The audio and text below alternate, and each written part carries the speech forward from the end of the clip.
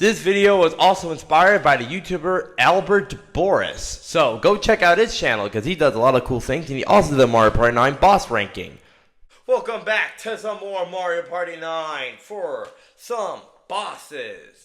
Now, we have, well, you know, for Mario Party games, well, at least for a lot of the early ones, boss battles weren't a real thing except for like the Game Boy Advance game and the DS one, and that's kind of mostly it. But Mario Party 9 was the first one to, let's take that to the full notch level, and we did do that. And like, we have some really good bosses, some okay ones, and then some not okay ones, so that's what we're going to talk about today. So, get your hands ready to fight some bosses. We don't know what the transition is here. Just get to the video.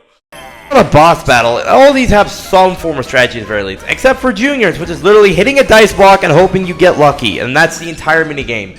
And hoping you land on the stars to score some points. If you're on juniors, you also roll a random dice block and hope you get lucky, you don't lose a lot of points. Also, why does the dice block have the circles instead of just the numbers? What's the point of this change? It kind of sucks this boss battle is the worst because it has like one of the best jams for a boss battle. Like, what the heck is this?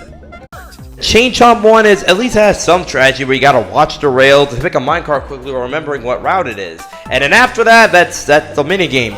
That's the whole thing. Just kind of wait till you get to the can and shoot him and hope you don't pick the wrong track to go to the Chain Chomp where it bites you and you lose a point. Yeah, it's a boss fight. It's simple. And a King Bomb fight is the same thing. It does have strategy where you try to have to psych your opponents out, but then you end up psyching yourself out, and you end up picking a bomb where most people go to and get knocked out, and barely anyone gets any points. So after that, it's just kind of unfun.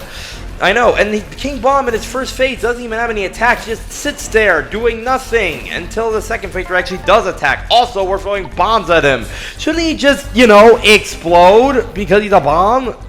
One's kind of okay. Once again, it's one of those things where you gotta quickly pick on the screen and pick a hammer before, you know, you get hit by the spike balls, obviously. It's one of those mini games that's kind of a good idea, but it's kind of not so fun because it lasts so short, obviously. Also, I like how there's sticks for other options, obviously. Of course, later in the fight, you have less hammers to pick one for everyone else, and you have a lot less time to pick it.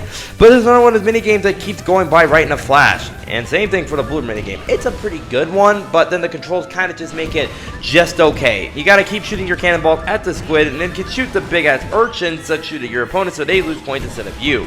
So it's quite simple, but it's kind of just okay. And of course, later in the second phase, he shoots ink on the screen. Yeah, like that's not gonna make it harder for me to see, so it's just kind of there. Wiggler, this is the first good boss battle. Essentially, you just gotta keep ground pounding on his spots on top of him. The blue one gives you 1 point, and the red one gives you 3 points. We'll try not to hit by the piranhas. I like how during his second phase, turns angry when you jump into the regular Mario game. So that's pretty cool. Pretty simple boss, but pretty neat. Chuck It Lucky 2 is the most simple one. Hit the blocks and keep getting the bullet bills to get points and avoid the Spiny. Second phase, you score a giant Spiny. Pretty simple boss fight, but it's still another one of the pretty decent ones. It's kind of in the middle because, once again, it's just pretty simple. And of course, Deca the Dry Bones is my favorite boss. It's one of the good bosses. Not my favorite. It's my favorite mostly because we have Dry Bones. Remember the cards on what platform Dry Bones on. Try him to get points because it's my main man Dry Bones. Of course, later in the boss fight, there's also cards you don't want to pick with Dry Bones head on it, so you don't want to lose points. It's my favorite boss fight just for the character. When it comes to playing it, it's still decent. Not the best, but it's pretty good. We have Womp, where you basically, another Psych Out one, but it's way better than the Bob-omb one. You gotta pick either 0 or 1 to move the platform, and, you know, whoever the platform will enter Womp, they get squished, and they can't get any points this round. And then everyone else has a limited time to keep ground pounding on Womp, so, you know, they get points. Of course, later you also jump on top of the stand to give more rotations on it. And then, well, it's pretty good. Also, I like the location in the factory. It's pretty good there. Next up, you have the King Baboo fight, obviously. You get the giant puzzle where you gotta keep lining up items of 3 to 5 in order to get points for it.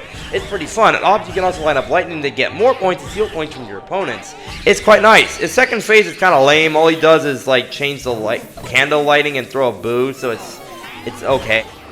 That's probably the best when you think about it. You gotta keep throwing the blocks or your character's face lands. And of course, the more blocks for your faces and character's face's name on, the more points you get to throw for that round at Bowser. Or to condense to a Fireball Hadouken or so. And of course, later for the blocks you don't throw, he spits back to you as fireballs. And later in the second phase, throws a dice block with another enemy on a boss you already fought, letting you lose more points. And that's a pretty good idea on this boss. Kind of making it the best boss battle for a lot of reasons, especially location and space. You know, it's kind of weird when you look at the ranking for mine. It's kind of weird how Junior has the worst boss battle, yet his dad Bowser has the best one. Kind of weird, but okay. overall, the boss battles are probably another really unique part of the minigames part from Mario Party 9. About being minigames, but being a more unique thing that we haven't really seen much in other Mario Party games. Once again, I'm still going to go on. Mario Party 9 is still a good game and introduce some really interesting ideas. A lot of ideas that I also think is good, especially the boss battles. And stay tuned, because maybe Mario Party 10 might get its boss battle talked about if I, well, get the game in. I still gotta wait for it to get there, but oh well. We'll see you next time. Yu-Gi-Oh! Dying to Pokemon V again. See you next time. See ya.